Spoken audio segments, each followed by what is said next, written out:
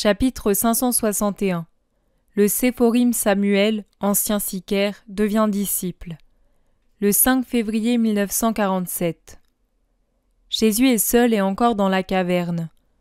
Un feu brille pour donner lumière et chaleur, et il se dégage une forte odeur de résine et de fagots dans l'antre, au milieu des crépitements et des étincelles.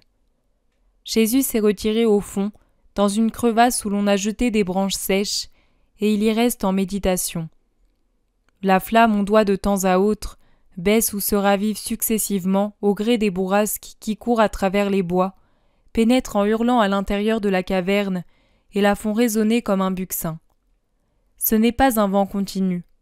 Il tombe puis se relève comme les flots de la mer partant de grandes marées. Quand il souffle fort, la cendre et les feuilles sèches sont poussées vers l'étroit couloir rocheux par lequel Jésus est entré dans la plus grande grotte, et la flamme ploie jusqu'à lécher le sol de ce côté.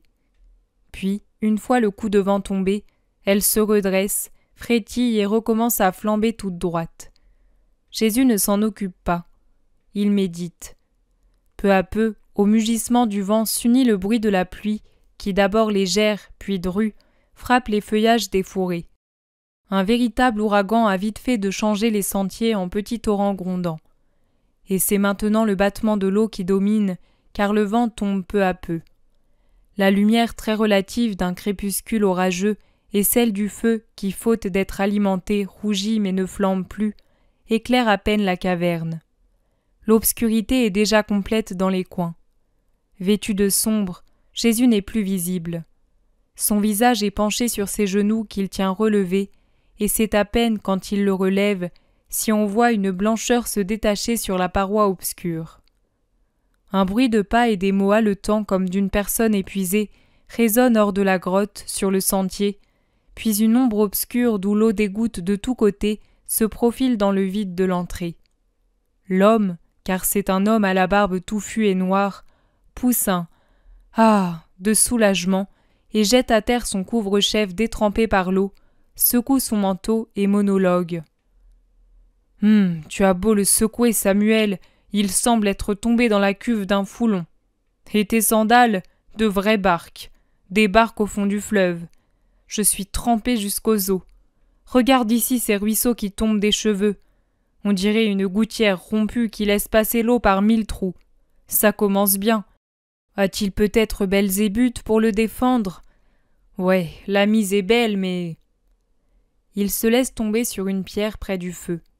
Il n'y a plus de flammes, mais des tisons rouges qui forment des dessins étranges, dernières traces de vie du bois consumé.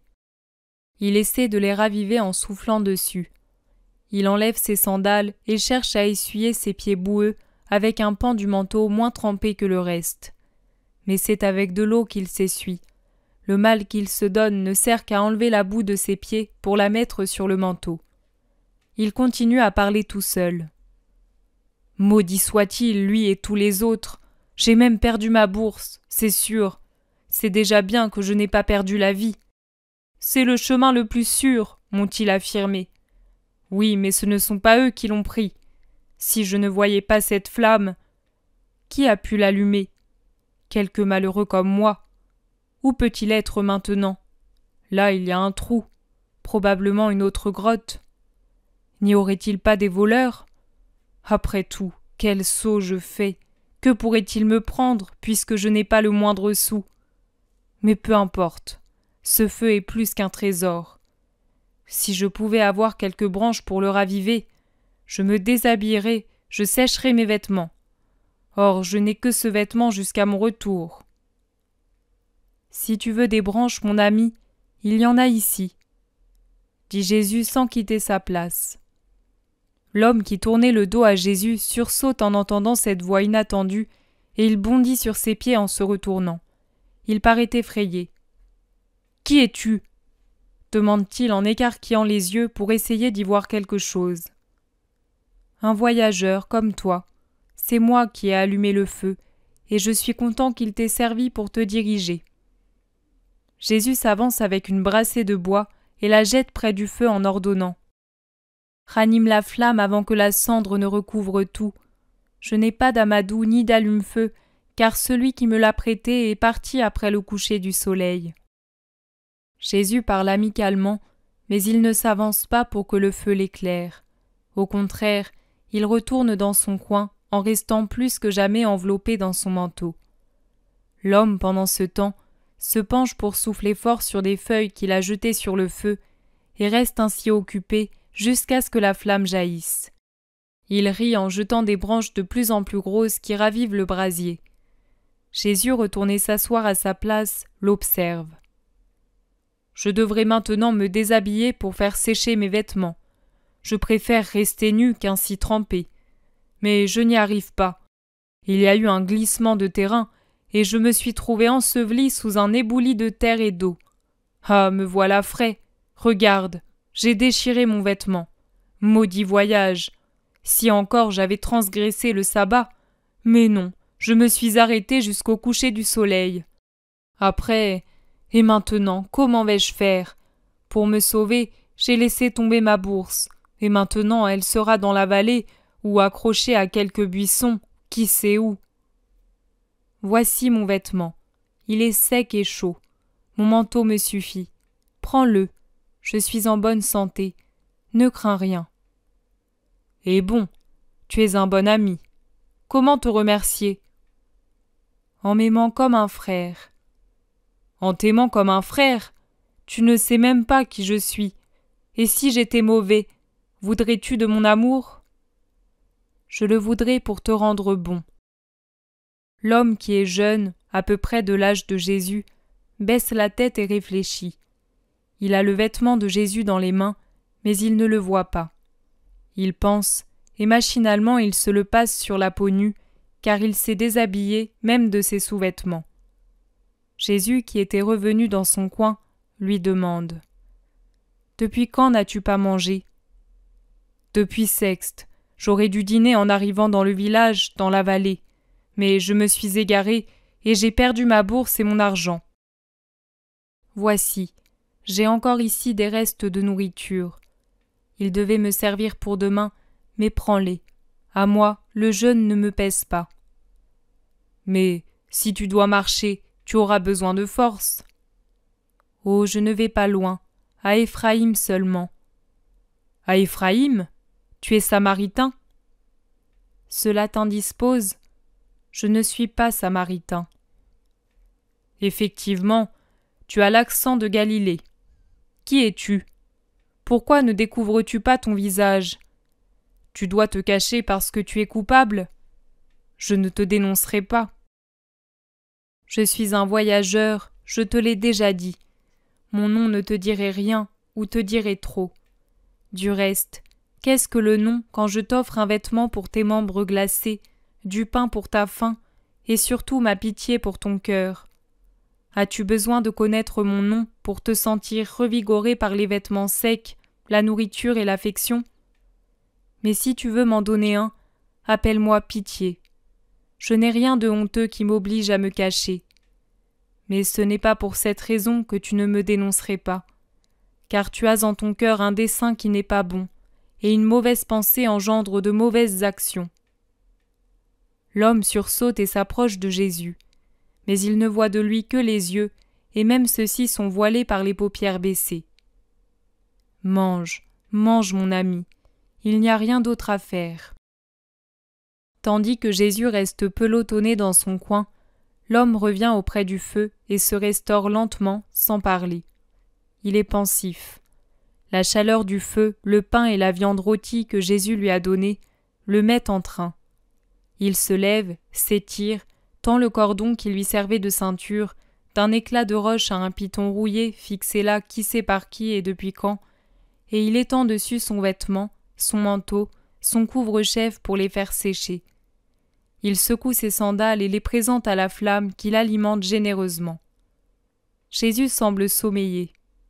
L'homme s'assied à son tour et réfléchit, puis il se retourne pour dévisager l'inconnu. Il demande « Tu dors ?» Jésus répond « Non, je réfléchis et je prie. » « Pour qui ? » ?»« Pour tous les malheureux de toutes sortes. Il y en a tant. »« Tu es impénitent ? » ?»« Oui, la terre a grand besoin de pénitence pour donner aux faibles qui l'habitent la force de repousser Satan. Tu as raison, tu parles comme un rabbi, et je m'y connais, car je suis Séphorim. Je suis avec le rabbi Jonatas ben Uziel, son plus cher disciple. Et maintenant, si le Très-Haut m'assiste, je lui deviendrai encore plus cher. Mon nom sera exalté par tout Israël. Jésus ne répond rien. Après un certain temps, l'homme se lève et vient s'asseoir à côté de Jésus. Tout en lissant ses cheveux de la main, ils sont presque secs, et en remettant sa barbe en forme, il dit « Écoute, tu as indiqué que tu allais à Éphraïm. Mais y vas-tu par hasard ou y résides-tu » ? « J'habite à Éphraïm. »« Mais tu n'es pas samaritain, as-tu dit ?»« Je le répète, je ne suis pas samaritain. »« Mais qui peut habiter là ? Si ce n'est... Écoute, on assure que c'est à Éphraïm que s'est réfugié le rabbi de Nazareth, le proscrit, le maudit. Est-ce vrai ? C'est vrai, Jésus le Christ du Seigneur s'y trouve. Ce n'est pas le Christ du Seigneur, c'est un menteur, c'est un blasphémateur, un démon. C'est la cause de tous nos malheurs, et personne ne se dresse pour l'abattre afin de venger tout un peuple. S'écrie-t-il avec une violence fanatique. T'a-t-il donc fait du mal pour que tu en parles avec de tels accents de haine ? Pas à moi, non. C'est à peine si je l'ai aperçu une fois lors de la fête des tentes, et dans un tel tumulte que j'aurais du mal à le reconnaître. Car si je suis disciple du grand rabbi Jonatas ben Uziel, c'est depuis peu que je suis définitivement au temple. Auparavant, cela m'était impossible pour plusieurs raisons, et c'est seulement quand le rabbi était chez lui que j'étais à ses pieds pour boire ses paroles de justice et son enseignement. Mais toi, tu m'as demandé si je le détestais, et j'ai senti un reproche caché dans tes paroles. Tu es peut-être un partisan du Nazaréen ? Non, je ne le suis pas. Mais quiconque est juste condamne la haine. La haine est sainte quand elle est dirigée contre un ennemi de Dieu et de la patrie. Le rabbi nazaréen en est un, et il est saint de le combattre, de le haïr. Combattre l'homme, ou l'idée qu'il représente et la doctrine qu'il proclame. Tout. On ne peut combattre une théorie si on épargne son auteur. C'est en l'homme que se trouve sa doctrine et sa pensée. Il faut tout détruire, sans quoi cela ne sert à rien. Quand on embrasse une idée, on embrasse l'homme qui la représente et en même temps sa doctrine. Je le sais, car j'en fais l'expérience avec mon maître. Ses idées sont les miennes, ses désirs une loi pour moi. En effet, un bon disciple agit ainsi.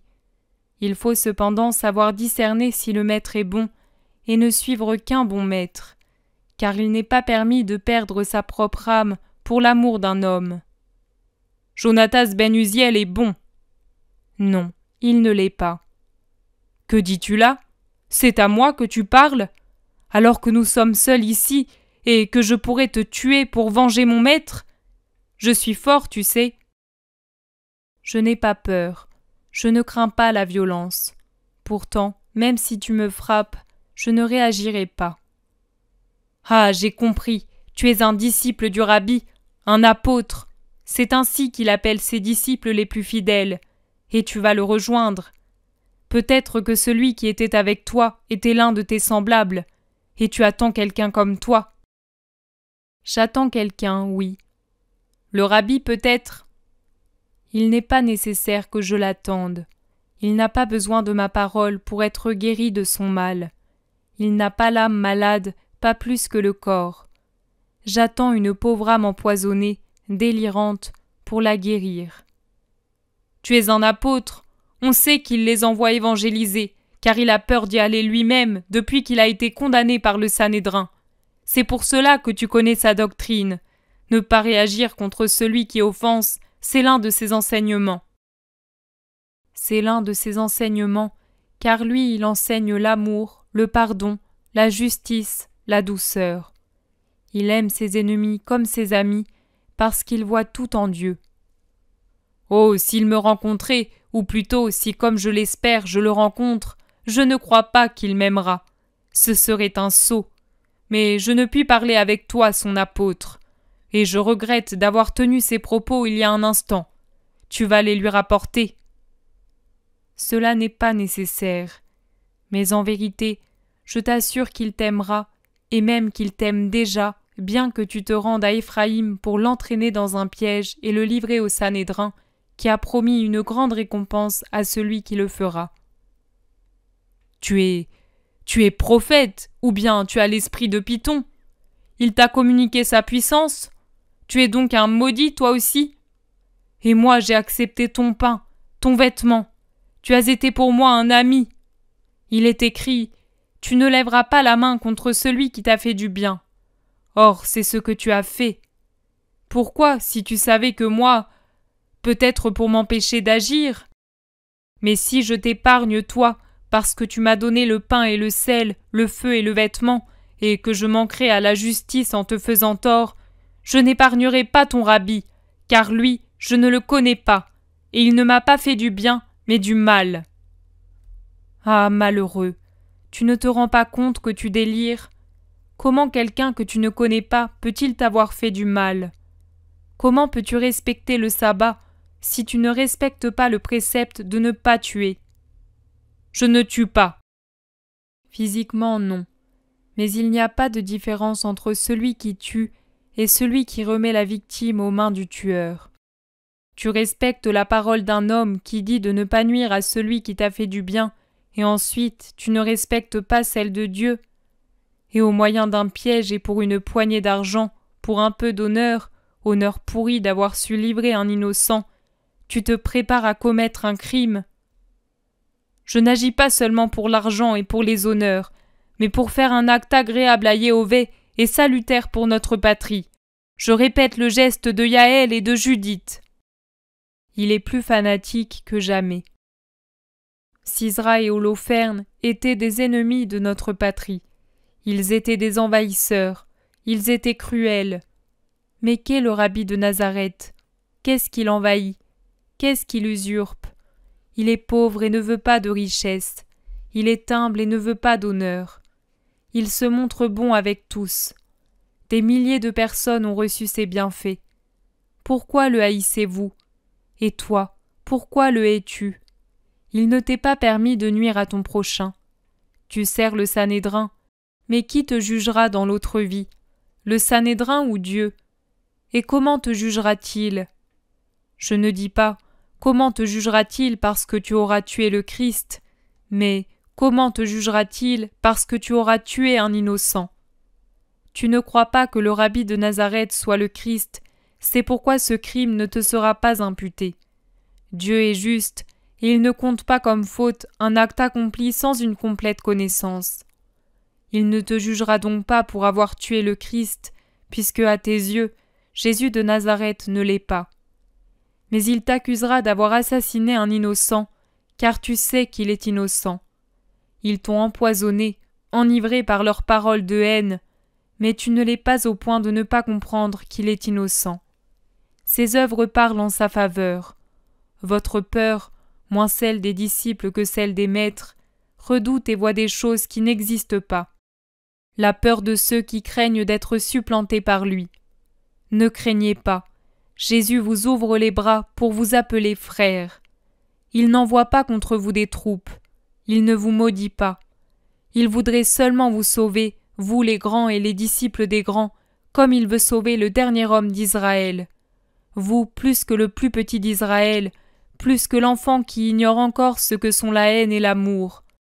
Vous en avez besoin plus que les ignorants et les enfants, parce que vous savez quelle est la réalité, et vous péchez en connaissance de cause. Si tu dépouilles ta conscience d'homme des idées qu'on y a déposées, si tu la purifies des poisons qui la font délirer, peut-elle avancer que le Christ est coupable? Reconnais-le, sois sincère. L'as-tu vu un jour manquer à la loi ou conseiller d'y manquer? L'as-tu vu être bagarreur, avide, luxurieux, calomniateur, dur de cœur? Parle. L'as-tu vu irrespectueux envers le Sanhédrin? Il vit comme un proscrit pour obéir au verdict du Sanhédrin. Il pourrait lancer un appel, et toute la Palestine le suivrait pour marcher contre le petit nombre de ceux qui le haïssent. Mais lui, au contraire, conseille à ses disciples la paix et le pardon. Puisqu'il est capable de rendre la vie aux morts, la vue aux aveugles, le mouvement aux paralytiques, l'ouïe aux sourds, la délivrance aux possédés, car ni le ciel ni l'enfer ne sont insensibles à ses volontés. Il pourrait vous foudroyer de ses foudres divines et se débarrasser ainsi de ses ennemis. Au lieu de cela, il prie pour vous et guérit vos familles, vous guérit le cœur, vous donne le pain, le vêtement, le feu. Car c'est moi, je suis Jésus de Nazareth, le Christ, celui que tu cherches pour obtenir la somme promise à celui qui le livrera au Sanhédrin et les honneurs du libérateur d'Israël. Je suis Jésus de Nazareth, le Christ. Me voici. Prends-moi donc. Comme maître et comme fils de Dieu, je te libère de l'obligation et du péché de lever ou d'avoir levé la main sur celui qui t'a fait du bien. Jésus s'est levé en dégageant la tête de son manteau, et il tend les mains comme pour qu'on se saisisse de lui et qu'on le lie.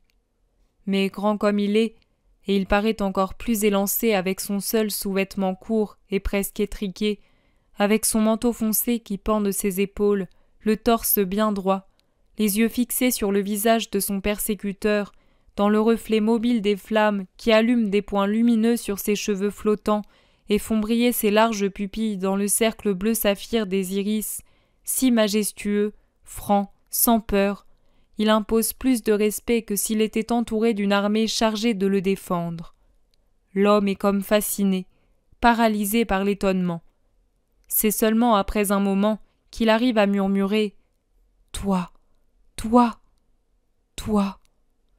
Il semble ne pas savoir dire autre chose. Jésus insiste. « Prends-moi donc. Enlève ce cordon inutile, tendu pour soutenir un vêtement sale et déchiré, et lie mes mains. Je te suivrai comme un agneau suit le boucher, et je ne te haïrai pas si tu me conduis à la mort. Je te l'ai dit. C'est la fin qui justifie l'acte et en change la nature. À tes yeux, je fais la ruine d'Israël, et tu crois sauver ta patrie en me tuant. Pour toi, je suis coupable de tous les crimes, par conséquent tu sers la justice en supprimant un malfaiteur. Tu n'es donc pas plus coupable que le bourreau qui exécute un ordre qu'il a reçu. Veux-tu m'immoler ici, sur place ? À mes pieds se trouve le couteau avec lequel j'ai découpé la nourriture. Prends-le. La lame qui a servi à l'amour pour mon prochain peut se changer en couteau de sacrificateur. Ma chair n'est pas plus dure que la viande d'agneau rôti que mon ami m'avait laissée pour ma faim et que je t'ai donnée pour te nourrir, toi mon ennemi. Mais tu crains les patrouilles romaines. Elles arrêtent ceux qui tuent un innocent et elles ne nous laissent pas rendre la justice, car nous sommes les sujets et eux les maîtres. Aussi n'oses-tu pas me tuer, puis repartir vers ceux qui t'envoient, portant sur les épaules l'agneau égorgé, comme une marchandise qui sert à gagner de l'argent. Eh bien, laisse ici mon cadavre, et cours avertir tes maîtres, car tu n'es pas un disciple, mais un esclave, tant tu as renoncé à cette souveraine liberté de pensée et de volonté que Dieu lui-même laisse aux hommes. Et tu sers servilement tes maîtres jusqu'à commettre un crime. Mais tu n'es pas coupable, tu es empoisonné, tu es l'âme empoisonnée que j'attendais. Allons donc. La nuit et l'endroit favorisent le crime. Je m'exprime mal, la rédemption d'Israël. Mon pauvre enfant, tu prononces sans le savoir des paroles prophétiques. Ma mort sera vraiment rédemption, et non seulement d'Israël, mais de toute l'humanité. Je suis venu pour être immolé. Je brûle de l'être pour être le sauveur et le sauveur de tous. Toi qui es Séphorim du docte Jonatas ben Uziel, tu connais certainement Isaïe. Voici, l'homme des douleurs se tient devant toi. Et si je ne semble pas l'être, si je ne semble pas être celui que même David a vu, avec les os à nu et disloqués, si je ne suis pas comme le lépreux annoncé par Isaïe, c'est parce que vous ne voyez pas mon cœur. Je ne suis qu'une plaie. Le manque d'amour, la haine, la dureté, votre injustice m'ont blessé et meurtri de toutes parts. Est-ce que je ne dissimulais pas mon visage lorsque tu me méprisais à cause de ce que je suis réellement, le Verbe de Dieu, le Christ. Mais je suis habitué à la souffrance. Et ne me jugez-vous pas comme un homme frappé par Dieu? Est-ce que je ne me sacrifie pas parce que je le veux pour vous guérir? Allons, frappe. Regarde, je ne suis pas effrayé, et tu ne dois pas avoir peur non plus. Pour ma part, c'est que je suis l'innocent, et que je ne crains pas le jugement de Dieu. Moi, parce qu'en présentant mon cou à ton couteau, je fais en sorte que s'accomplisse la volonté de Dieu, en anticipant de quelque temps mon heure pour votre bien. Même quand je suis né, j'en ai anticipé l'heure par amour pour vous donner la paix avant le temps. Mais vous, de cette angoisse d'amour que j'éprouve, vous inventez une arme de négation. Ne crains rien. Je n'appelle pas sur toi le châtiment de Caïn, ni les foudres de Dieu. Je prie pour toi. Je t'aime, rien de plus. Je suis trop grand pour ta main d'homme. C'est vrai. En effet, l'homme ne pourrait frapper Dieu si Dieu ne se plaçait pas volontairement entre les mains de l'homme. Eh bien, je m'agenouille devant toi. Le Fils de l'homme est devant toi, à tes pieds. Frappe donc. Jésus se met à genoux et présente le couteau qu'il tient par la lame à son persécuteur qui recule en murmurant « Non, non !» Allons, un moment de courage, et tu seras plus célèbre que Yaël et Judith. Regarde, je prie pour toi. Isaïe le dit. Et il pria pour les pécheurs. Tu ne viens toujours pas? Pourquoi t'éloignes-tu? Ah, peut-être crains-tu de ne pas voir comment meurt un Dieu. Voilà, je viens ici près du feu. Le feu ne fait jamais défaut lors des sacrifices, il en fait partie. Voilà, maintenant tu me vois bien. Il s'est agenouillé à côté du foyer. Mais ne me regarde pas ainsi, ne me regarde pas. Où dois-je donc fuir pour ne pas voir ton regard? Dit l'homme. Qui veux-tu ne pas voir? Toi et mon crime. Vraiment, mon péché est devant moi. Où fuir? L'homme est terrorisé. Sur mon cœur, mon fils. Ici, dans mes bras, cessent les cauchemars et les peurs. Ici, c'est la paix. Viens, viens, rends-moi heureux. Jésus s'est levé et tend les bras. Le feu est entre deux. Jésus rayonne dans le reflet des flammes. L'homme tombe à genoux en se couvrant le visage et en criant « Aie pitié de moi, Dieu! Aie pitié de moi! Efface mon péché! Je voulais frapper ton Christ! Pitié! Ah, il ne peut y avoir de pitié pour un tel crime! Me voilà damné! » Hoquetant, en larmes face contre terre, il gémit « Pitié !» et lance des imprécations « Maudit !» Jésus contourne la flamme et s'avance vers lui. Il se penche, lui touche la tête et lui dit « Ne maudis pas ceux qui t'ont dévoyé. Ils t'ont obtenu le plus grand bienfait, celui que je te parle et que je te tienne ainsi dans mes bras. » Le prenant par les épaules, il le relève et s'asseyant par terre, il l'attire sur son cœur. L'homme s'abandonne sur ses genoux avec des sanglots moins violents, mais si purificateurs. Jésus caresse sa tête brune et le laisse se calmer. L'homme lève enfin la tête, et le visage tout changé, il gémit. « Ton pardon !» Jésus s'incline et dépose un baiser sur son front. L'homme jette ses bras autour de son cou, et la tête penchée sur l'épaule de Jésus, il pleure et raconte.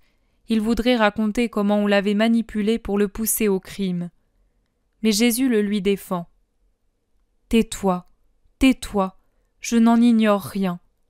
Quand tu es entré, je t'ai reconnu, à la fois pour ce que tu étais et pour ce que tu voulais faire. J'aurais pu m'éloigner et m'enfuir. Je suis resté pour te secourir. Tu es sauvé, le passé est mort, ne le rappelle pas. Mais tu me fais ainsi confiance? Et si je péchais de nouveau? Non, tu ne pécheras pas de nouveau, je le sais, tu es guéri. Oui, je le suis, mais eux sont si rusés.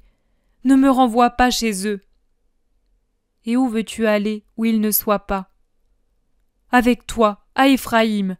Si tu vois mon cœur, tu te rendras compte que ce n'est pas un piège que je te tends, mais seulement une prière pour que tu me protèges. Je le sais, viens, mais je t'avertis que là se trouve Judas, vendu au Sanhédrin et traître du Christ. Divine miséricorde, cela aussi tu le sais. Sa stupeur est à son comble. Je sais tout.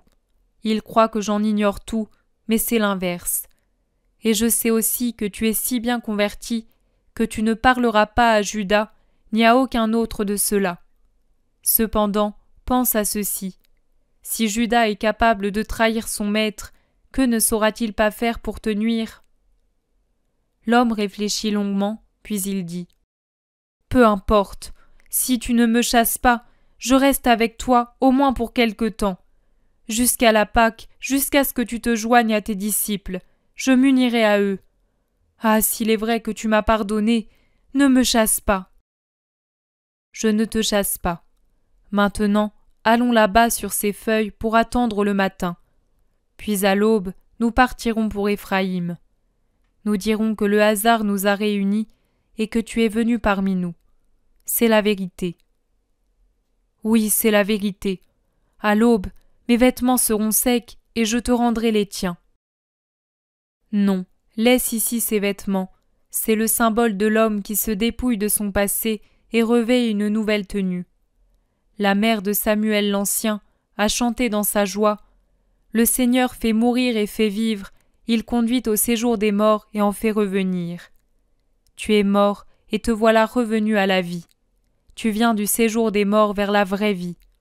Abandonne les vêtements qui ont subi le contact du tombeau rempli de pourriture. Et vis, vis pour ta vraie gloire, servir Dieu avec justice, le posséder pour l'éternité. Une fois qu'ils se sont installés dans le creux où sont accumulées les feuilles, le silence s'installe vite, car l'homme épuisé s'est endormi, la tête appuyée contre l'épaule de Jésus, qui prie encore. Et c'est par une belle matinée de printemps qu'ils arrivent par le sentier du torrent, qui va redevenir limpide après l'averse, et dont le courant plus fourni chante plus fort, et brille au soleil entre ses rives, que la pluie rend toujours plus luisante, devant la maison de Marie, femme de Jacob. Sur le seuil, Pierre pousse un cri et court à leur rencontre. Il se précipite pour étreindre Jésus, qui est enveloppé dans son manteau, et il dit « Ô mon maître béni, quel triste sabbat tu m'as fait passer! Je ne me décidais pas à partir sans t'avoir vu. J'aurais été perdu cette semaine si j'étais parti avec l'incertitude au cœur et sans ton adieu. » Jésus l'embrasse sans se défaire de son manteau. Pierre est tellement occupé à contempler son maître qu'il ne remarque même pas la présence de l'étranger qui l'accompagne. Entre-temps, les autres sont accourus et Judas s'écrie « Samuel, toi ici ?» « Oui, le royaume de Dieu est ouvert à tous en Israël. J'y suis entré. » répond l'homme sûr de lui. Judas a une sorte de petit rire étrange, mais il ne répond rien. L'attention de tous se porte sur le nouveau venu, et Pierre demande « Qui c'est ?» Un nouveau disciple. Le hasard nous a fait nous rencontrer. Ou plus exactement, c'est Dieu qui a suscité cette rencontre, et j'ai accueilli cet homme comme étant envoyé à moi par le Père. C'est bien ce que je vous dis de faire, vous aussi. Vous étiez sur le point de partir, mais puisque l'entrée d'une personne dans le royaume des cieux est l'occasion d'une grande fête, déposez vos sacs et vos manteaux, et restons unis jusqu'à demain. Et maintenant, Simon, laisse-moi aller, car j'ai donné mes vêtements à cet homme, or l'air frais du matin est mordant si je reste dehors. Ah, j'en avais bien l'impression, mais tu vas te rendre malade, maître, en agissant ainsi. Moi, je ne voulais pas, c'est lui qui a insisté, dit Samuel pour s'excuser. Oui, il avait été emporté par une crue, et c'est par sa seule volonté qu'il a été sauvé. Afin que rien ne subsiste en lui de ce moment pénible, et pour qu'il vienne à nous libre de toute saleté, je lui ai demandé d'abandonner ses habits déchirés et souillés, et je l'ai revêtu des miens, explique Jésus. Tout en parlant, Il regarde Judas, qui de nouveau rit bizarrement, comme au début et comme lorsque Jésus a annoncé que l'entrée d'une personne dans le royaume des cieux est l'occasion d'une grande fête. Puis il se hâte d'entrer dans la maison pour aller s'habiller. Les autres s'approchent du nouveau venu et lui donnent le baiser de paix.